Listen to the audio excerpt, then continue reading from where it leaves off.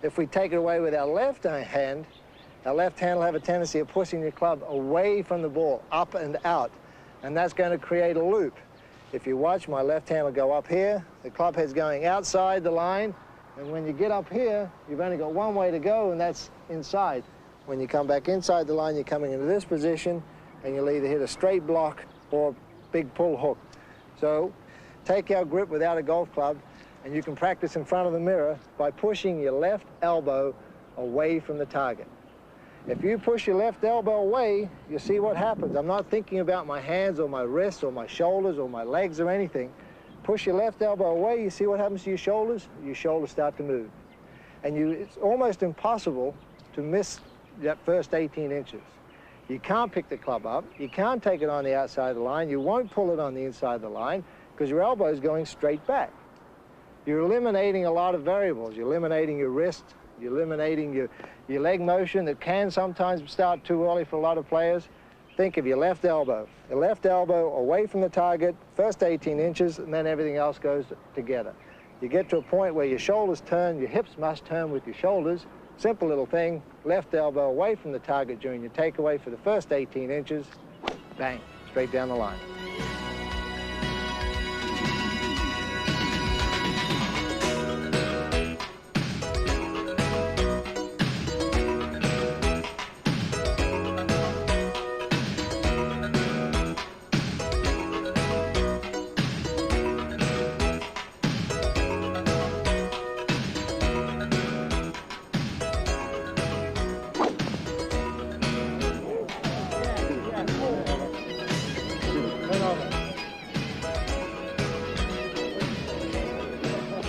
Backswing is really the extension of the takeaway. Remember we talked about the first 18 inches, which is a very crucial part of the game?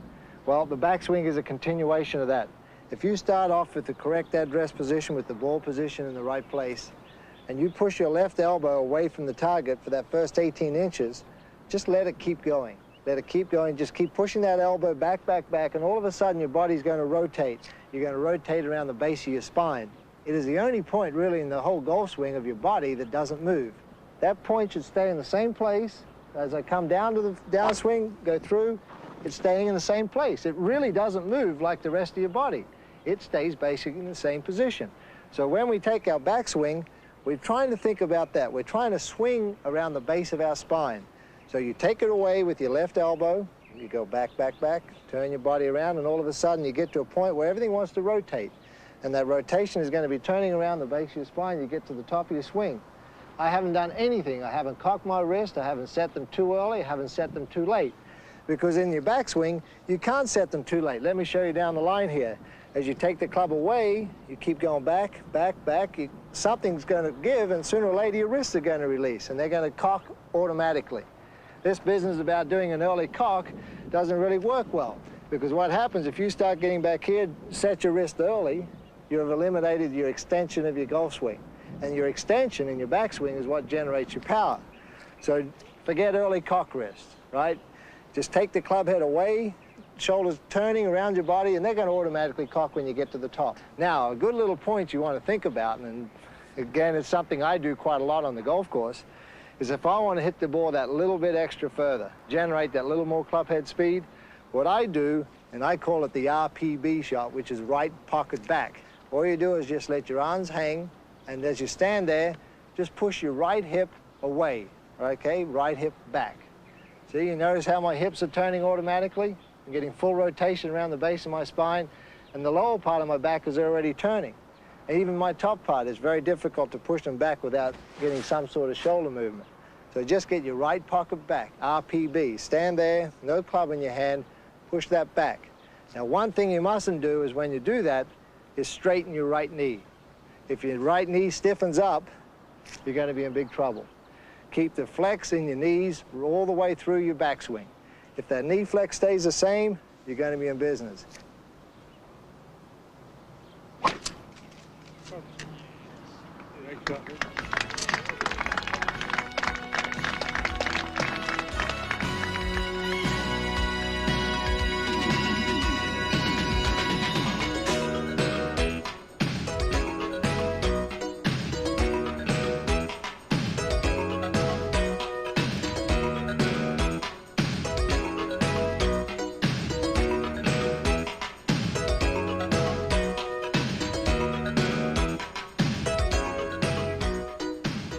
downswing starts by the leadership of your legs, and that is very crucial, because if you get your leg drive going in the right direction, we're going to create power and we're going to create direction. And that is the key to driving golf. But a lot of people say you putt for dough and drive for show. Unless you get the ball in play, you're not going to be able to putt, because you're either going to lose it in the water or the trees or whatever. So we've got to get the downswing right to get the ball going in the correct direction. So when you get to the top of your swing, your first motion is drive with the right knee.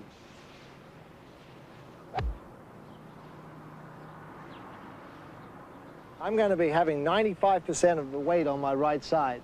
Now, this is very important, because on your downswing, you've got to get that 95% of the weight from your right side to your left side. This is where we're going to generate most of our power. Obviously, the weight transference and pulling that weight across and getting it onto your left side is going to pull the club down very quickly. The quicker you get the club coming down, obviously, the more club head speed you generate, the further the ball is going to go.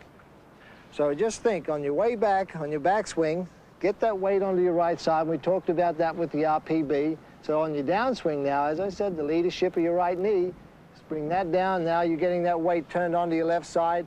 So just before impact, now I've got 95% of the weight on my left side. So the quicker you get that weight from one side to the other, the further you're going to hit it. So all you do is just get there, think of your target. When we talked about our alignment, think of your target. You got that in your mind. When you're on the tee, for example, hitting a driver, pick out an object in the distance, like a tree or a house or a cloud if the wind's not blowing too fast. And just pick that out, put that in your mind, get into your position, get your nice smooth rhythm, 50-50 balance at address position, and just think a nice fluid motion.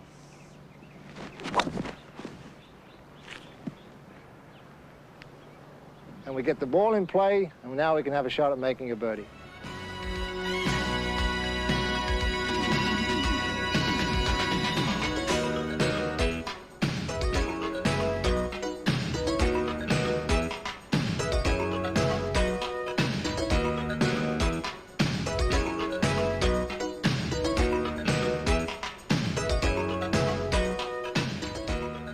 Well, congratulations to you. You got your tee shot perfect in the middle of the fairway.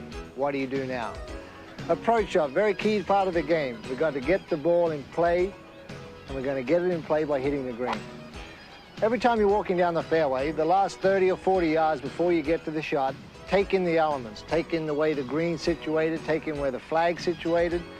Have a look at the terrain, understand the terrain, where not to miss the shot. If the flag is or the trouble's at the back of the green and there's a little bit of leeway in front, also play to your bailout position. Don't try and do anything that's unnatural to you. Play within yourself. So right here now we've got a nice smooth, for my shot, it's a nice smooth 8-iron shot. And that's the way I'm going to do it. I'm going to take a nice full swing and control. Keep control of your golf swing. I'm not going to try and force it. And I'm going to keep the ball in play. That's exactly what I want you to do. Feel your way.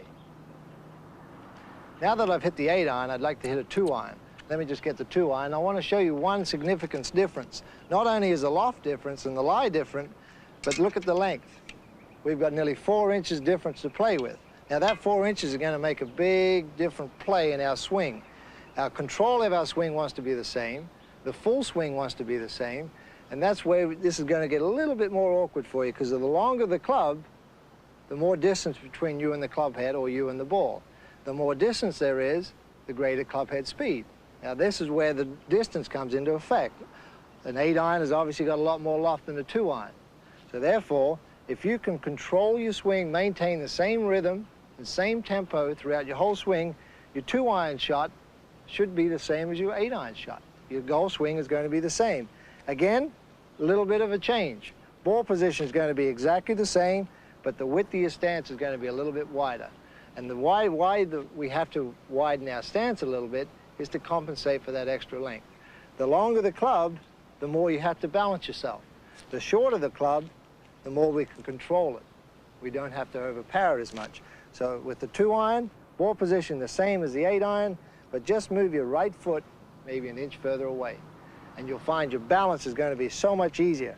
And remember, don't try with the longer irons to get them airborne. The loft of the golf club is going to do that for you. Just go ahead and swing it. Don't be scared of it. The less loft on the club, it's just as easy to get it airborne as it is an 8-iron. So just take your normal address position, look down your line, Nice, full, firm swing.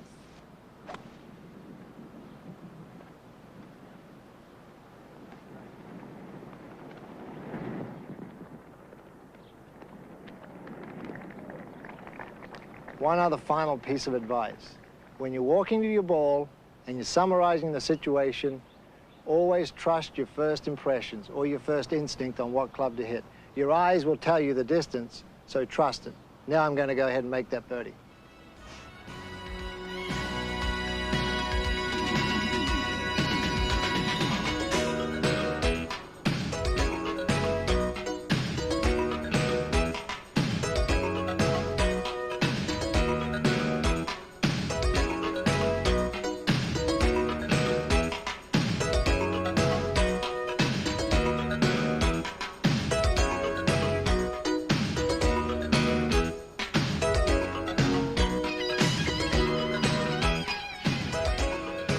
Okay, now we come to the interesting part about the game of golf, the art of maneuvering the golf ball.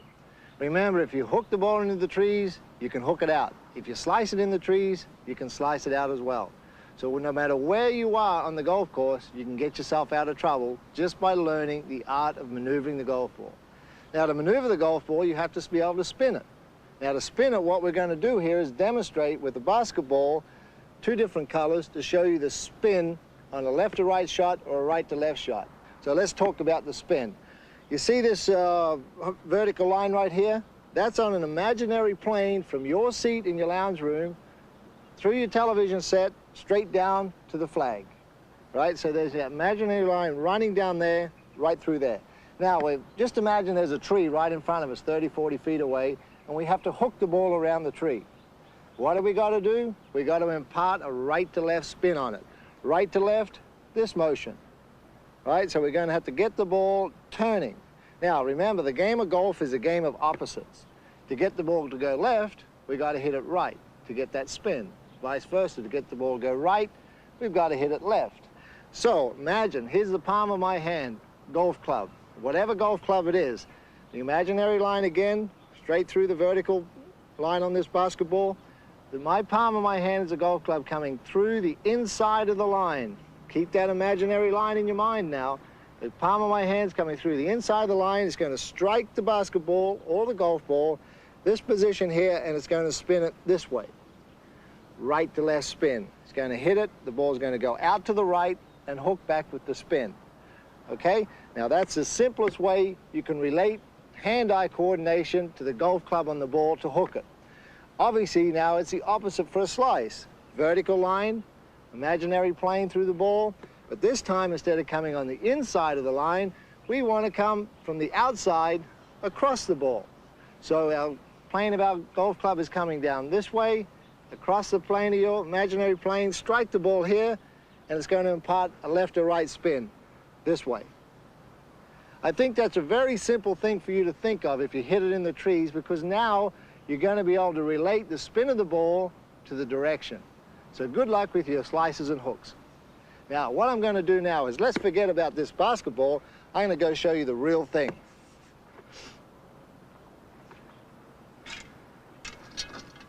One thing we've got to talk about now is if you're going to hit a left to right shot or a right to left shot, there's going to be a lot of variations in yardages.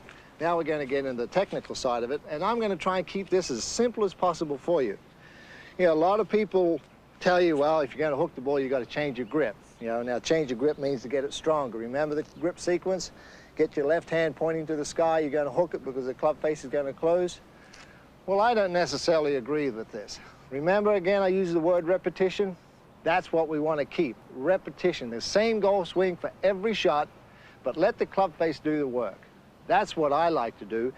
So what I do is I maintain my same grip, you know, for whatever shot I want. You see the tree here, I want to hook it around this tree. The flag is almost, well, just right of the tree trunk there. So what I'm going to do, now watch closely and try and understand this, because it's so simple, it's ridiculous. Put your club face where you want the ball to finish, so the club face is going to be on the target, the flag. So you see my club face down there? It's lined up to the flag. Now, without changing or doing anything to my grip or my stance, I'm going to take my normal grip, but this time I'm going to aim my body at the right-hand chimney up there. Pick out a point to aim at with your body because you want to get yourself around the object you're trying to get away from. So this time I'm going to think of the chimney. So my club face is going to remain where I want the ball to finish. I want my body to take the club face around the object that I'm trying to get around. So all I do now is look at the chimney. So now if you notice, my club face has stayed the same. My body is aiming at the chimney. Now, can you understand what's going to happen? I haven't changed a thing with my grip, my stance, or my swing. The club face is going to impart all the right to left spin on it, on the ball that I want. Obviously, the more you want to hook it, the more you toe it in. The less I want to hook it, the straighter you keep your club face. Very simple. We don't want to confuse the game of golf. The game of golf is very confusing as it is because there's so many different parts that we've got to understand. So if we can keep this art of maneuvering the golf ball down to a simple form, you're going to get yourself out of trouble a lot easier. So I'm going to go through the routine again. Remember, think of the object you want to go around. How much hook do you want to put on the ball? Okay, we need to put about 45, 50 feet of hook on this shot. Put the golf club where you want the ball to finish. Your club face is aiming at that point vis-a-vis the flag. I want my body to aim around the trouble, which is the tree. So I aim at the chimney. From there, I take my normal grip, normal stance, and without changing anything, I'm going to go ahead and hit it, and you'll see what happens. The ball will hook around the object.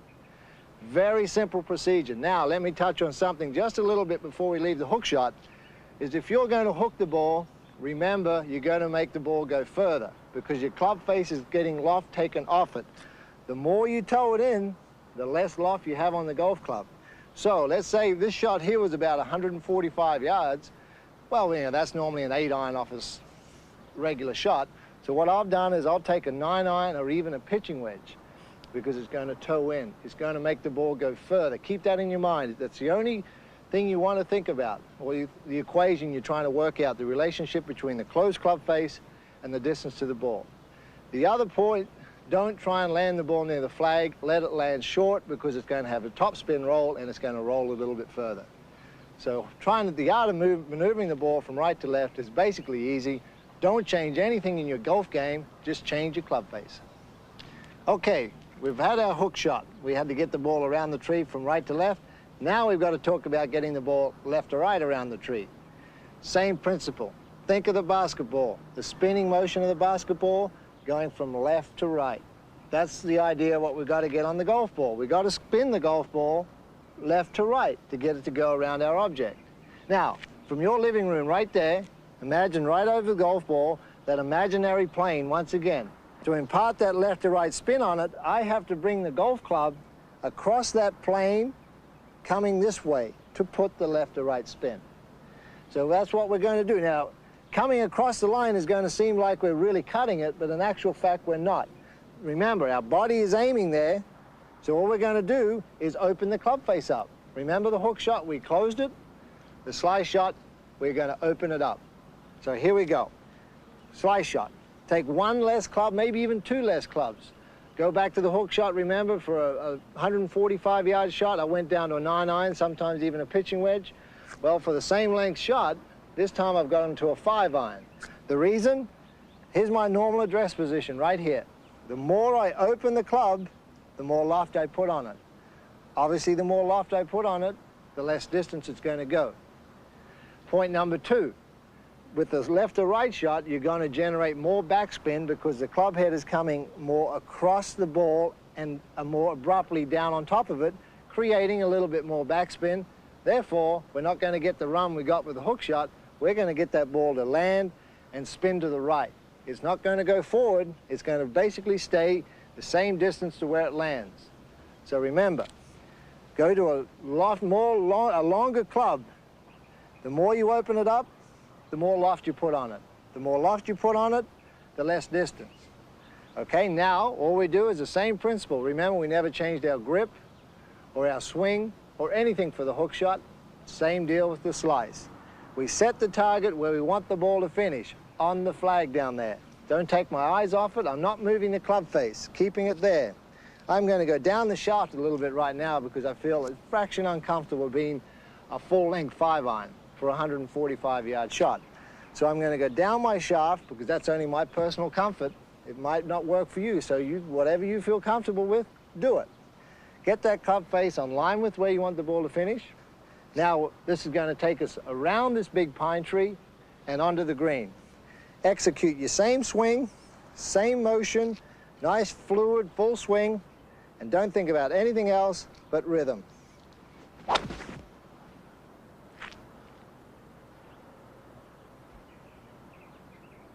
And we got ourselves out of trouble once again. Another factor about the art of maneuvering the golf ball is the low shot. Let's say we're in a situation where we can't go around the tree, we can't go left, we can't go right, we can't go over. But we do have a little bit of an opening underneath.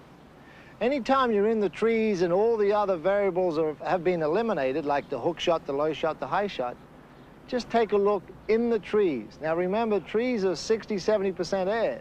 So just look for gaps. Look for a little hole somewhere down low underneath the tree and punch the ball below the tree. Keep it low. Very, very simple procedure to go through that. Again, we're going to talk about the art of keeping the ball low. Now, to keep the ball low, we just make a few minor changes to our ball position. We're not going to go and get all technical about this now. We just want to keep the ball low.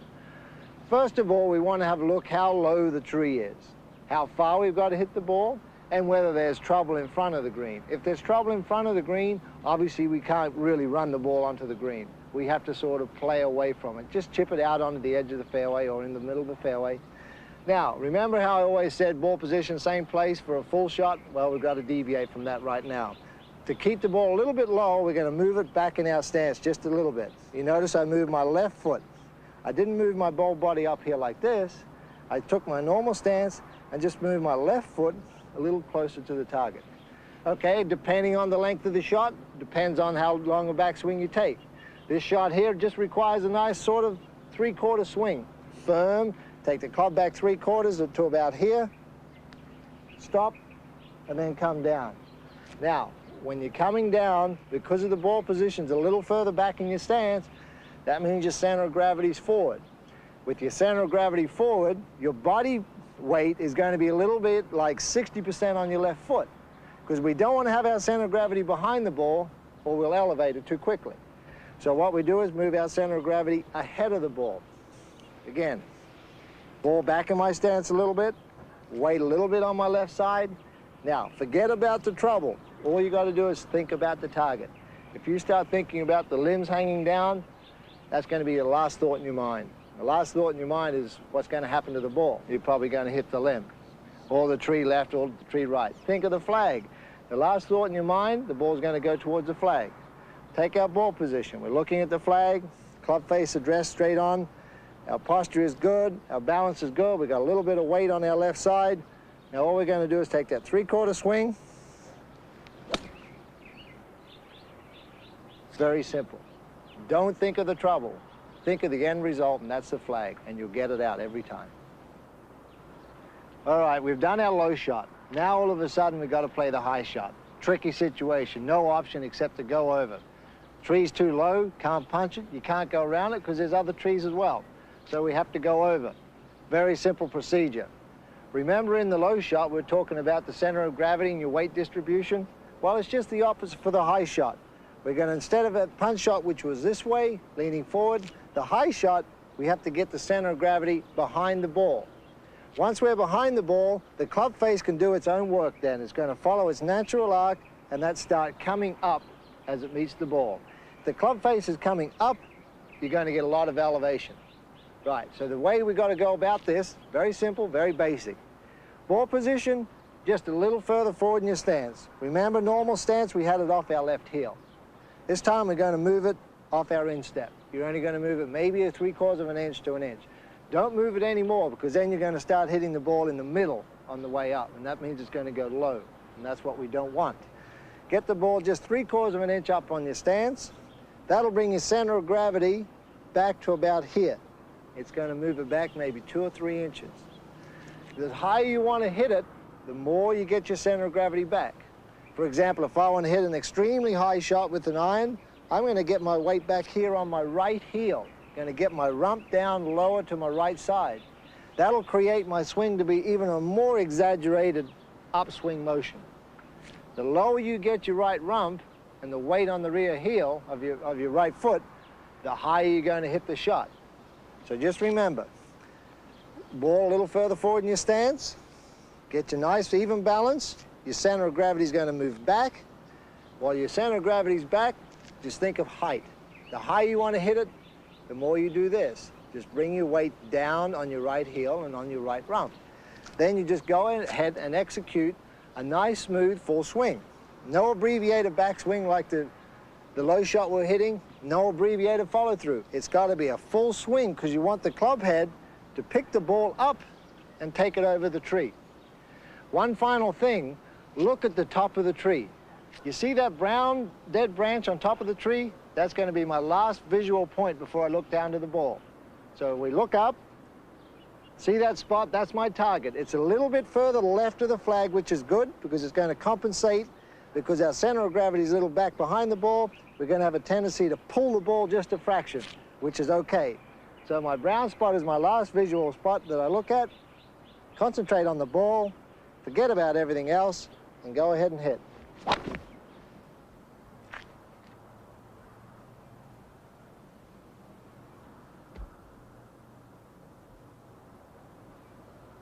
Notice one thing, no divot.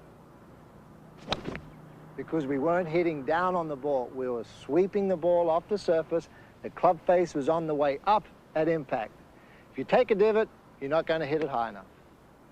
Well, here's a situation that is very common to all of us. Touring pro, golf professional, anybody, the rough. We're going to hit it offline every now and then, and sometimes we're going to find ourselves in very, very deep rough. How do we get out of it? A couple of different ways we can do it. Let's just think for a minute what's going to happen to the golf ball. And I want to explain to you, remember we were talking about when we maneuvered the ball, what happened with the spin on the ball from right to left and left to right? Let me show you what's going to happen when you obviously played and everybody says, oh, I've hit a flyer, or a spitter, sometimes they call it. Let me show you what happens to a flyer. Let's get down here into the grass, and here we got an enlarged golf ball just to demonstrate a little bit better. We zero in here, the ball is sitting in front of this piece of grass. What causes a flyer is when the club face comes into the ball at impact, see all that grass you have between the club face and ball? What happens then is it's going to eliminate the grooves on the golf club. These grooves are going to fill up with grass. And what happens then is you're not going to get any traction between the ball and the club face. Consequently, no backspin. No backspin is no resistance through the air. No backspin, no elevation. So what happens is the ball gets a flyer. It's like a knuckleball in baseball, for example. It just comes out there and just sort of goes at one sort of angle, and that's it. Another thing the flyer effect will do is make the ball go a lot further. Again, when I mention backspin, backspin is resistance. Resistance through the air is what makes the ball drop. With the flyer, the ball doesn't want to drop. It just wants to keep going and going and going. So let me just demonstrate and talk about the technique of getting it out. What we do is we've analyzed the situation. We know we've got a suspect flyer, so we're going to play for it. I've got about maybe 200 yards here. Now, 200 yards from me, I can hit a 7-iron out of here, and I'm still going to get the distance. What we're going to do is we're going to play the ball back in our stance a little bit because we want to hit down on the ball. We want the club face to come down on this angle. The reason why is we're trying to eliminate that grass between the club face and ball as much as we can. So the downward motion of the club face is going to do that. It's going to act like a knife cutting through butter. It's going to come straight through there, down into the ball, and you're going to sort of let's push the grass away from the ball. If you come in with a sweeping motion, you're pulling the grass into the ball. We don't want that. We want that downward motion. So we play our ball back in our stance a little bit. Another thing you want to think of doing is open your stance a little bit. Remember I said we want this downward motion of the club face? By opening our stance, we're going to sort of create a chopping motion, just like a bunker shot. We're going to get that club head coming down behind the ball, and you can get out of the way a lot quicker. Another reason is we want the club face to be a little bit open at address position. Now, I don't want to confuse you here, but this is a very important point, because what happens is the hosel